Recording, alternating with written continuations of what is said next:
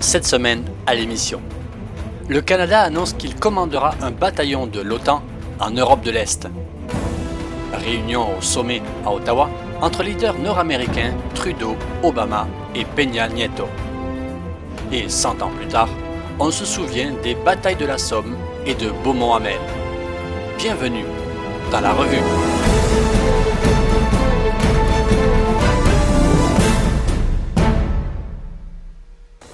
Harjit Sajjan et Stéphane Dion ont conjointement annoncé que le Canada jouera prochainement un rôle important au sein de l'OTAN.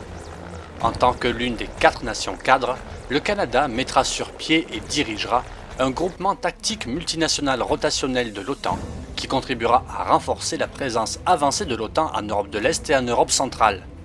L'Allemagne, les États-Unis et le Royaume-Uni commanderont les 3 autres bataillons qui seront composés chacun d'environ 1000 hommes. Le Canada renforcera encore en plus sa présence en Europe, puisqu'avec ses opérations Unifier et Réassurance, ce sont déjà près de 750 militaires qui étaient déjà présents. Plus de détails concernant la contribution des forces armées canadiennes seront annoncés lors du prochain sommet de l'OTAN à Varsovie en Pologne les 8 et 9 juillet prochains. Le NCSM Charlottetown a quitté Halifax lundi 27 au matin pour remplacer le NCSM Fredericton dans le rôle de navire désigné pour le déploiement avancé de la Marine royale canadienne. Le NCSM Fredericton participe à l'opération Réassurance depuis janvier 2016. Le dernier déploiement du Charlottetown remonte à 2012 alors que le navire participait aux opérations Métrique et Artemis. La décision est enfin prise, le Canada a finalement annoncé le 30 juin son intention d'adhérer au traité sur le commerce des armes TCA. Pas moins de 130 pays ont d'ores et déjà signé le TCA et 85 l'ont ratifié.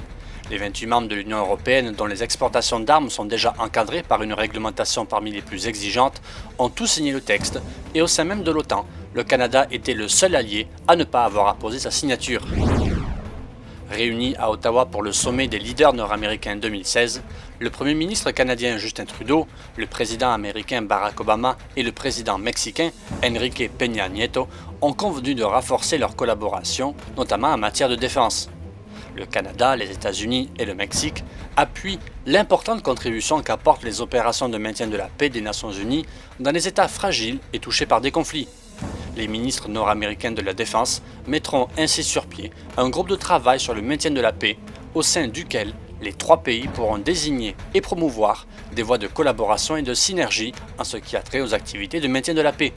Le Canada, les États-Unis et le Mexique continueront également à travailler ensemble pour appuyer la démarche d'autres pays de l'hémisphère vers une gouvernance démocratique et vers la paix. Un triple attentat suicide à l'aéroport international Atatürk d'Istanbul en Turquie a fait 45 morts et de nombreux blessés mardi 28. 3 assaillants ont mitraillé des passagers à l'entrée du terminal des vols internationaux ainsi que des policiers en faction, une fusillade a éclaté, puis les kamikazes se sont fait sauter.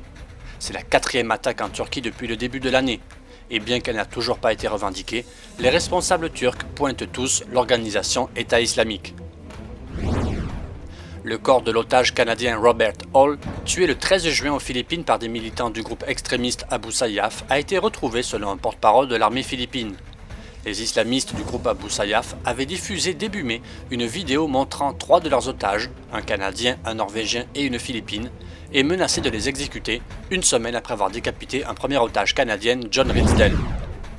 Plusieurs cérémonies au Canada et ailleurs ont eu lieu cette semaine afin de commémorer le 100e anniversaire de la tragédie de la bataille de la Somme.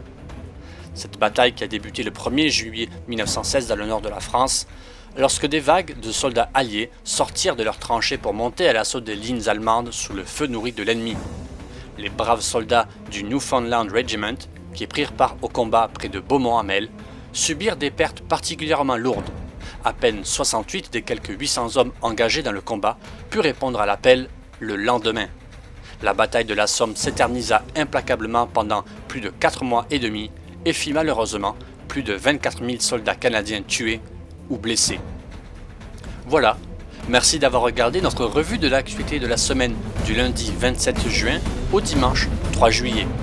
Et même si c'est l'été, on se retrouve la semaine prochaine.